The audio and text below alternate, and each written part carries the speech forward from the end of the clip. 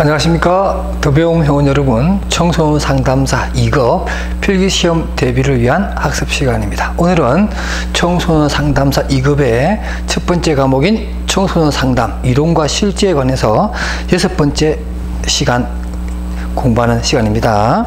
교재 위치가 38페이지입니다. 우리가 지난 시간에는 알프레드 아들러를 대표로 하는 개인주의 심리학의 상담의 개념과 인간관 그리고 주요한 개념을 설명을 했고, 이어서 제일 말미에 제가 상담의 목표를 행동의 수정이 아니라 동기의 수정에 있다 이렇게 얘기를 하면서 제가 강의를 갈무리했었는데요. 오늘은 그 생각을 그대로 이어서 39페이지 개인주의 상담 이론의 상담 목표에 대해서 정리하도록 하겠습니다. 여러분 교재 위치 39페이지 보시기 바랍니다. 모삭이라는 분이 있습니다. 개인주의 심리학의 아주 대가이신데요. 이 모삭이 얘기하기를 개인주의 상담 이론의 목표는 총 6가지로 나눈다. 그 중에 하나가 사회적 관심을 기르기. 자, 사회적 관심이라는 게 뭐였었어요? 제가 설명하면서 이 사회적 관심이라는 개념이 굉장히 중요하다고 그랬었는데, 이 사회적 관심이라고 하는 것은 바로 이타적인 생각, 타인의 시각으로 세상을 바라보거나 사람과의 관계성을 이루어 나가는 것을 우리는 사회적 관심이라고 하는 것인데, 이게 굉장히 중요한 개념이다. 그러면서 이것을 키워나가는 것이, 정진시키는 것이 개인주의 상담학의 목표다 이렇게 설명을 했고요. 그 다음에 패배감을 극복을 하고 열등감을 갖지 않도록, 열등감에서 벗어날 수 있도록 해주는 게 중요하다 이런 얘기를 했고요. 그 다음에 굉장히 중요한 생활양식 5가지가 있다고 그랬죠. 생활양식을 사회형으로 바꾸는 것이 상담의 목표다. 그 다음에 동기를 수정하는 것이 중요하다. 행동이 아니라. 또 5번째 보면 뭐 동등한 감정, 그러니까 열등감에 빠지지 않도록 동등한 감정을 갖도록 하는 것이고, 마지막으로 사회 구성원으로서 기여할 수 있도록 동기를 심어주는 것이 바로 알프레드 아들러로 대표되는 개인주의 상담의 이론의 목표다 이렇게 설명할 수가 있습니다. 상담의 절차와 과정은 뭐 여러분들 그 나와 있는 1번 적절한 상담 관계를 만들고 역동성을 탐색을 하고 자기 이해, 통찰 내지는 프로이트가 말하는 카타르시스의 계기를 만들어주고 격려하고 지지해주고, 마지막으로 새로운 선택이나 방향 조정을 할 수 있도록 도와주는 것이 상담의 기본적인 단계다 이렇게 보아지게 되겠습니다. 그래서 관계 1부터 국면 1부터 관계 형성이라든가, 국면 2 개인의 역동 탐색, 국면 3에서는 통찰과 격려, 국면 4에는 재교육을 통한 도움, 일반적으로 재교육이란 수정이겠죠. 다른 시각으로 사안을 볼 수 있도록 하는 힘, 이런 것들을 길러주는 것이다 이렇게 설명할 수 있겠고요. 이런 아들러가 대표가 되는 개인주의 상담 이론의 상담 기법으로 가장 많이 언급되는 것 중에 하나가 바로 적시성과 격려, 특히 격려입니다. 지지하고, 그러니까 이런 열등감에 빠지지 않도록 지지해주고, 어떤 사회적 관심이 올라가지고 있도록 격려하는 것, 이렇게 지지하고 격려하는 것이 굉장히 중요한 기법으로서 설명을 하고요. 또 역설적 의도와 마찬가지로 마치 뭐뭐인 것처럼, 이 말이 굉장히 중요합니다. 마치 뭐뭐인 것처럼, if죠. 그래서 어떤 가상적 목표를 세우고 살아갈 수 있도록 하는 이러한 기법들이 있겠고요. 그 다음 41페이지 나오는 뭐라 그럴까요? 엎지르기. 그러니까 침뱉기라고 합니다. 보통 다른 데는 엎지르기도 있지만 침뱉기라고 하는 이런 말도 씁니다. 침뱉기라고 하는 말도 있는데, 설명하기 좀 그렇습니까? 어떤 바람직하지 못한 행동을 못하게 막는 거죠. 침을 탁 뱉어버림으로 해서 그 음식을 못 먹게끔 하는 거죠. 그래서 내 것으로 만든다. 이 말은 뭐냐면, 어떤 좋은 행동을 했을 때는 지지하고 격려하지만 바람직하지 못한 행동을 했을 때는 침을 뱉어서 그 부분을 다시는 행동을 재생하지 못하게 하는 이런 기법이고요. 그 다음 단추 누르기라고 하는 것들이 있습니다. 그래서 잘한 내용이 있으면, 예를 들면 녹색 단추를 누르고, 좀 바람직하지 못한 행동이 있을 때는 빨간 단추를 누름으로 해서 어떤 감정에 대해서 스스로 통제할 수 있도록 자꾸 그걸 보는 거죠. 그러니까 나중에 보니까 내가 빨간 단추가 많다. 그러면 내가 좀 행동이 좀 잘못됐겠구나 이렇게 함으로써 자신의 어떤 그 행동이 일어나게 된 하나의 동기를 수정하게끔 하는 이러한 기법이겠죠. 그 다음에 8번에 보면 악동 피하기입니다. 결점 많은 아이를 피하는 기법인데요. 일반적으로 자기 패배적인 행동을 보여주는 내담자에 대해서 그 상담을 결코 포기하지 않고 하겠다라고 하는 어떤 상담자의 굳은 의지를 보여주는 그러한 기법의 하나로서 악동 피하기입니다. 악동을 피하는 것이 아니라 그런 악동에 대해서 어떻게 대처할 것인가에 대한 기법으로서 악동 피하기, 단추 누르기, 또 수포에 침 뱉기, 또는 마치 뭐뭐인 것처럼 지지, 격려, 그 다음에 역설적 의도적인 기법, 이런 것들이 바로 개인주의 상담 이론의 주요한 기법이다. 꼭 알아두시기 바랍니다. 이어서 실존주의 상담 이론을 설명하도록 하겠습니다. 41페이지 제3절에 보면 실존주의 상담 이론입니다. 자, 실존주의는 상담 이론 분야에서 제3세력이라고 할 수 있는 인본주의에 입각을 두고 있습니다. 자, 인본주의. 자, 인본주의는 좀 멀리 가게 되면은 우리가 그 아들러의 개의심리학적 상담 이론을 바탕으로 할 수가 있겠다. 그리고 이 인본주의에 해당되는 것들은 보통 실존주의라든가 또는 인간중심 상담이론, 게슈탈트 이런 이론들이 바로 인본주의라는 이름 하에 공통점을 찾을 수가 있습니다. 그러면서 이러한 실존주의 상담 이론은 가장 그 중요한 내용 중에 하나가 인간의 어떤 실존감입니다. 인간의 실존. 인간의 실존이라고 하는 것은 목적적이다. 인간의 그러니까 어떤 그 목적이 있는데 그것은 미리 만들어져 있는 목적이 아니라 자기의 자유와 의지를 가지고 어떤 삶의 의미라든가 또는 어떤 삶의 주체성, 그죠? 삶의 어떤 주체성 이런 것들을 스스로 만들어가는 존재로서의 실존을 얘기하고 그러한 인간이 되기를 상담 과정에서 끊임없이 얘기한다. 이렇게 한마디로 정의가 되겠습니다. 한 장을 넘겨보도록 하겠습니다. 실존주의와 관련해서 인간관이 굉장히 중요합니다. 자, 인간관 교재에 있는 내용을 한번 볼게요. 실존주의에서 말하는 인간관에서 인간은 자신이 선택한 주체요. 그 선택은 미래를 결정하는 기준이 되며 그러한 결정은 모든 책임은 자기 자신에게 있다. 그러니까 이 실존주의에서 말하는 인간은 왜 태어났냐면 인간은 죽는 것과 태어난 것을 컨트롤할 수는 없어요. 그렇죠? 내가 태어나는 것, 죽는 것 어떻게 컨트롤해요? 그렇지만 인간이 선택할 수 있는 것 유일한 것은 살아있는 동안이죠. 생존 시기에 있어서만큼은 인간은 자기의 뜻대로 의지대로 자기의 삶을 선택하거나 결정할 수가 있습니다. 그리고 그러니까 선택을 한다, 자기 삶의 주체자가 된다라고 하는 것이 바로 실존한다라고 하는 것을 보통 현존재라고 하는데요. 말이 좀 어렵나요?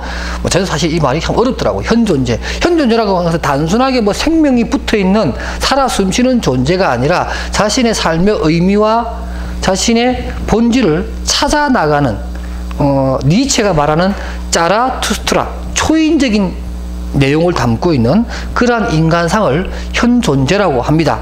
그러니까 실존주의 상담 이론은 자기가 자기 삶의 의미를 찾고 주체성을 가질 뿐만 아니라 또 그러한 의지를 보여주면서 생존하는 실존자, 그게 바로 현존재고 그러한 사람을 만드는 것이 이 실존주의 상담 이론의 본질이고 목적이다. 이렇게 보아집니다. 그래서 그 제가 조금 전에 읽었던 인간관 그 바로 조금 밑에 그 표단 밑에 보게 되면 그 단락에 보면 네 번째 줄에 따라서 인간은 실존하고 난 뒤에 자유로운 자신의 의지에 의해서 선택하고 행동하는, 다시 말해서 그 본질 이전에 실존이 더 중요하다라고 해서 우리 분들 실존주의 하면부터 그런 말 얘기하죠. 이그지스턴스 프레세데스 에센스라고 해서 에센스, 본질에 앞서는 실존, 이그지스턴스라고 하는 영어를 씁니다. 그러니까 본질보다도 더 인간은 실존이 더 앞서 있다. 이렇게 설명을 하는 거죠. 그리고 본질은 실존하고 난 다음에 본질은 그 다음에 만들어가는 것이다. 이렇게 설명하는 내용입니다. 그래서 실존주의 접근에 있어서 인간 조건의 기본 영역으로 보면 첫 번째 자기인식의 능력이 필요하고 자유와 책임. 여기서 말하는 자유라고 하는 것은 뭐 우리가 방만하게 하는 그런 것이 아니라 방종 그런 게 아니고 여기서 말하는 자유는 사르트르가 말한 것인데요. 자기의 삶을 의미 있게 만들어가는 자유. 그 자유입니다. 그리고 그 자유에는 책임이 따른다. 이렇게 설명을 했고요. 그 다음에 자신의 정체감의 발견과 다른 사람과의 의미 있는 관계를 정립해 나가는 것이며 의미, 목적, 가치, 목표를 추구하는 존재여야 되며 삶의 조건으로서의 불안, 또는 죽음과 무의식 관한 내용들을 다 포함하고 있는 것이 바로 인간이다, 이렇게 설명을 합니다. 실존의 기본적 신조라든가 또 실존주의 상담의 이론의 기본 가정은 여러분들이 텍스트를 읽어보는 걸로 제가 남겨드리고요. 43페이지로 갑니다. 실존주의 상담의 목표입니다. 제가 거듭거듭 말씀드리지만 실존주의 상담의 목표는 그 내용을 보면 이렇습니다. 상담자는 내담자가 효과적이고 책임질 수 있는 방법으로 행동하여 자신의 욕구를 충족시킬 수 있도록 조력한다. 다시 말해서 자기 스스로 자기 삶의 의미를 찾을 수 있도록 도와주는 것이고, 그 다음에 또 내담자가 자신의 행동들의 가치를 검토 판단하게 하고 행동 변화를 위한 계획을 세우도록 도와주는 것이고, 또 치료가 상담의 목표는 아닙니다. 다만 내담자로 하여금 자신의 현재 상태에서 피해자적 역할에서 벗어날 수 있도록 도와준다. 피해자적이란 말이죠. 피해자적. 그러니까 어떤 인간의 삶이라고 하는 것 자체가 조금만 긴장을 늦추게 되면 자기의 삶의 의미라든가 본질을 놓칠 수가 있어요. 또 근데 그게 빠지게 되면 늘 피해자적이고 뭐 세상이 나를 버렸니만이 뭐 이런 얘기를 할 수가 있잖아요. 그러니까 그러한 생각에서 벗어날 수 있도록 도와주는 겁니다. 제가 어떤 식당에 갔더니 그 식당의 그 화장실에 뭐 문구가 있었는데 뭐 그런 좋은 문구 많이 적혀져 있잖아요. 그죠? 저도 그래서 한번 봤는데 저도 뭐 웬간한 문구에 대해서는 별로 감동이 좀 안 오는 좀 무딘 사람 중에 한 명인데 뭐 식당 그 화장실에 가서 딱 이렇게 제가 소변을 누다가 중간에 그 문구를 보고 소변을 탁 잘랐습니다. 그리고 헉 하고 놀랐습니다. 그 문구에 뭐라고 되어 있냐면 이렇게 되어 있어요. 세상이 너를 버렸다고 원망하지 마라. 세상은 너를 가진 적이 없다. 이렇게 되어 있더라고요. 그래서 깜짝 놀랐습니다. 그렇죠. 세상은 우리를 가진 적이 없죠. 우리가 세상을 가졌다가 제대로 우리가 잘 못해서 우리가 세상을 놓쳐버린 거예요. 그죠? 그러니까 세상이 나를 버린 것이 아니라 내가 세상을 제대로 손에 쥐지를 못한다는 거죠. 그만큼 자기의 어떤 자유와 의지가 더 중요하고 네 스스로 뭔가 삶의 의미를 만들어가는 것이지 세상이 너에게 뭐 만들어주는 것은 아니지 않느냐, 이런 의미의 글이었는데 순간적으로 마음에 팍 와닿아가지고 한동안 멍했던 그런 기억이 있습니다. 바로 그런 얘기입니다. 어떤 잘못하면 우리가 어떤 피해자적인 어떤 상황에 빠질 수가 있는데 그것을 극복할 수 있도록 도와주는 것이 이 상담의 목표다, 이렇게 보여집니다.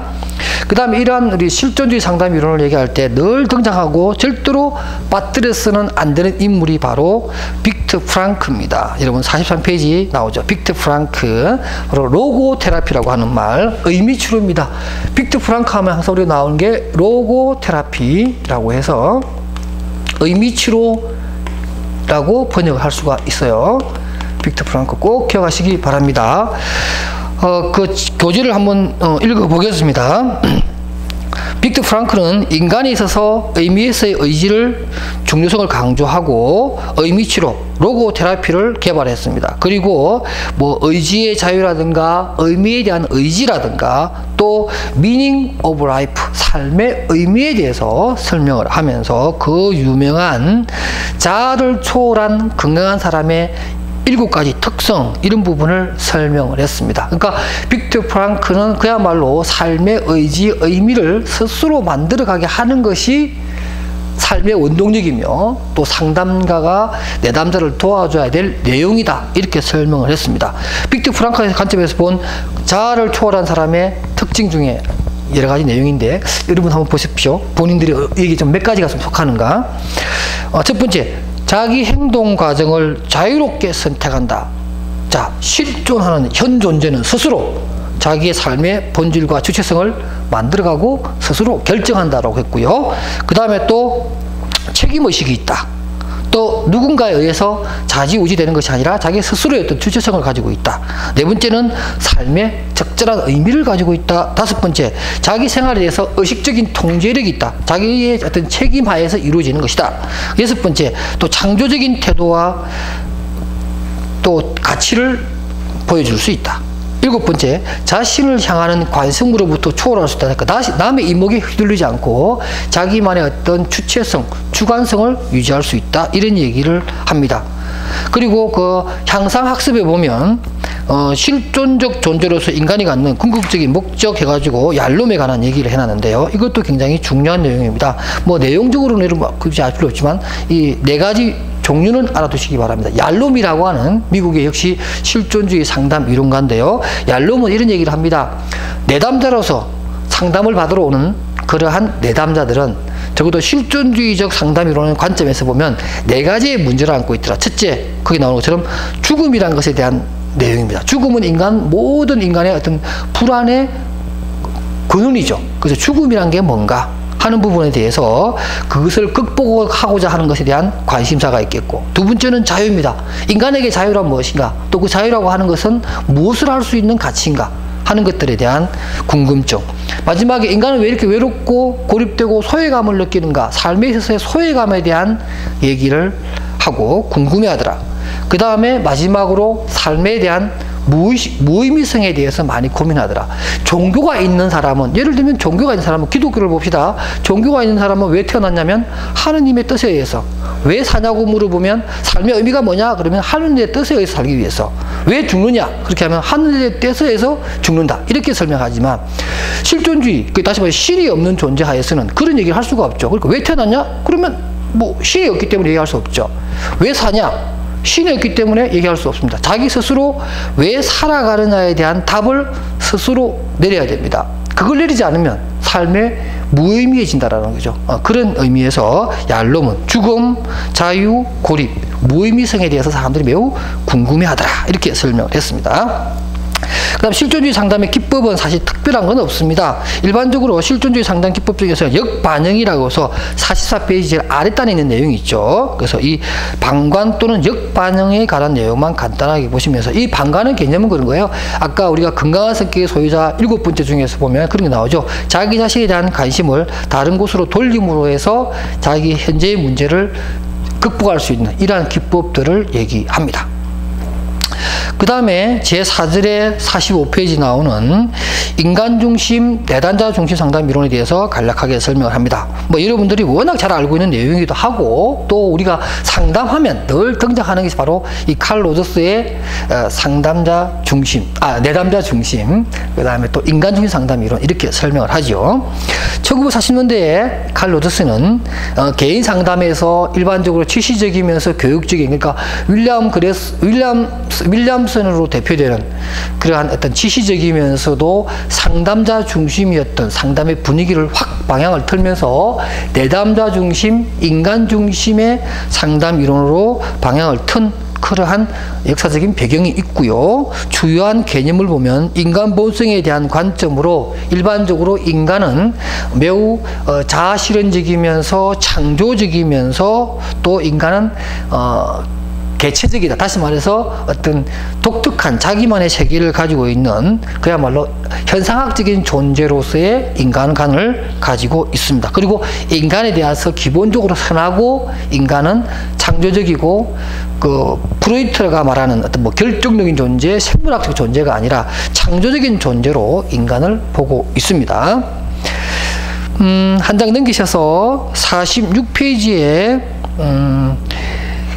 인간중심 상담이론의 그 향상학습이라고 하는 거 제 밑에 있습니다. 인간중심 상담이론에서 말하는 세 가지 자아에 대해서 설명을 하게 되면, 일단 그 쿨리라고 하는 분이 얘기하기를 인간중심 상담이론에서 말하는 자아는 세 가지가 있는데, 거울 자아, 다시 말해서 다른 사람에게 보여지는 자아죠. 타인이 보는 나 같은 거죠. 타인이 보는 자아. 그 다음 두 번째가 이상적 자아로서 칭찬받는 자아. 다시 말해서 자기가 생각하는 가장 이상적이고 가장 바라고 원하는 그런 자아 상태. 마지막으로 현실적 자아라고 해서 타인이 보는 또는 이상적 또는 현실적 자아, 세 가지가 있다. 꼭 알아두시기 바랍니다. 47페이지 위에서 6번째 줄에 3번 상담의 목표입니다. 인간중심 상담 이론의 목표는 완전히 기능하는 사람입니다. 이 말도 굉장히 중요한데요. 우리가 실존주의 상담 이론에서는 건강한 성격을 가진 사람, 이렇게 얘기한 것이 상담의 목표라면, 이 인간중심 상담 이론의 상담의 목표는 바로 완전히 기능하는 사람의, 이것이 바로 상담의 목적이라고 할 수가 있습니다. 그래서 완전히 기능한 사람으로서 작동할 수 있도록 하는 것이다. 완전히 기능하는 사람이란 일반적으로 자아실현 경향성이 있고 이런 거죠. 뭐 이렇게 뭐 따로 제가 한번 더 설명을 드리겠습니다만은 일단 여러분 머릿속에는 인간중심 상담 이론의 상담 목표는 완전히 기능하는 사람이로 되게끔 도와주는 것이다. 이렇게 보아지면 되겠습니다. 그 다음에 인간중심 상담 이론에서 가장 중요하게 생각되는 개념이 바로 수용과 받아들여주는 거죠. 그 다음에 공감, 심파시, 공감해주고, 그 다음에 일치성 또는 다른 말로 진실성이라고 합니다. 이 개념이 굉장히 중요합니다. 이것은 뭐 인간중심 상담 이론의 단계일 수도 있고요.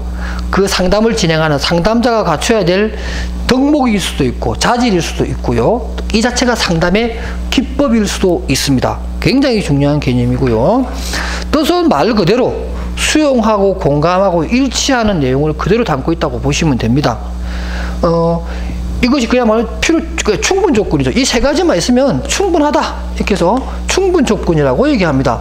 칼 로저스는 내 상담에 있어서 기법도 사실 필요 없다. 기법보다는 로저스는 그런 얘기를 하는 거예요. 상담에 있어서 기법이란 뭐 특별한 게 뭐가 있겠느냐. 상담자가 기법이다. 상담자 이코르 상담의 기법이다. 이렇게 설명을 합니다. 매우 파격적인 설명인데요. 이런 설명하면 맞죠. 왜냐하면 상담자가 기법인데 근데 이 상담자는 기법이 되려면 뭐가 있어야 되느냐. 바로 여기 말하는 수용할 수 있는 태도, 공감적 능력, 일치성을 가진 태도, 이 세 가지만 있다면 상담자 그 자체가 상담 장면에서 얼마든지 내담자를 변화와 성장의 단계로 올릴 수 있다. 이렇게 얘기하거든요. 그러면서 얘기를 들어주고 공감해주면서 일치감 있게 상담을 마무리해 나가는 상담의 단계이면서 또 간간히 상담자가 보여주는 기법적 요소로서 작동을 하며, 그러한 것을 하기 위해서는 상담자 자체가 이것을 갖추어줘야 된다. 그렇게 되면 그것은 충분한 조건이다. 그리고 상담의 결과는 완전히 기능하는 사람이 될 것이다. 왜? 인간은 자아실현 경향성이 있으며 주체성이 있으며 창조적이며 인간은 원래부터 선한 존재이기 때문에 가능하다. 이렇게 로저스가 얘기를 하고, 그렇기 때문에 상담은 지시적이거나 교육적일 필요 없이 내담자의 문제뿐만 아니라 그 사람 자체를 들여다보는 자세가 필요하다. 이렇게 로저스가 설명을 한 겁니다. 자, 로저스는 우리가 상담에 있어서 굉장히 중요한 인물이긴 하지만 이론 자체는 그렇게 어렵지 않게 우리가 설명이 됩니다. 자, 이렇게 해서 오늘 또 우리가 아들러의 상담 이론과 그 다음 실존주의 상담 이론 그리고 인간중심 상담 이론까지 간략하게 살펴보았고요. 다음 시간에는 게슈탈트 상담 이론을 설명하도록 하겠습니다. 여러분 수고하셨습니다.